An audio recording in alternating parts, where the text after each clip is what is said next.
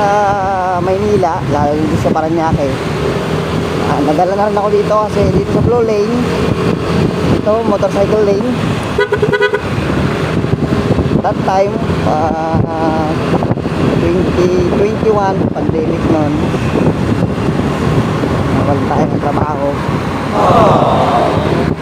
Nahuli ako at nung time na yun pasaway pa si Kairox Gago! kaya ang nahuli sa atin, expired yung ating Gulat ka, no? 2RCR. Register natin, expired. Nahuli tayo. Hindi naman dun sa Nigay, kaso nga lang huwag ka lang magpapahuli. Minsan kasi nakakainis din kasi katulad dito,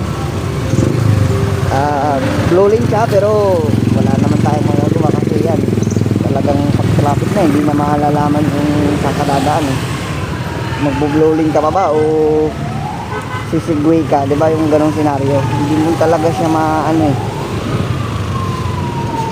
katulad niya no, blue lane pero jeep yung nasa blue lane. Hindi rin natin masisi yung mga yan kasi maghahanap buhay din naman. Kaya pagpasensya na lang dito kasi sa daan dapat mahaba talaga ang pasensya mo. Hindi po pwede dito ang maikli ang pasensya. Pag maikli ang pasensya mo, magkakaroon ka ng kaaway, magkakaroon ka ng kaalitan. At the same time, pag lumalim yung pagiging pagkatalo, baka may patalim o ano, kasi kadalasan sa mga jeepney driver hindi nawawala yung mga patalim. Talagang meron silang dala, minsan nga may tubo silang dala, di ba yung mga ganun. Kaya sa daan, kung pwede naman magpautang na lang. Hindi na natin daan sa init pa ng ulo. Kasi pag ginaan natin sa init ng ulo, walang mangyayari, pare-pareho naman kayo talagang maaabala.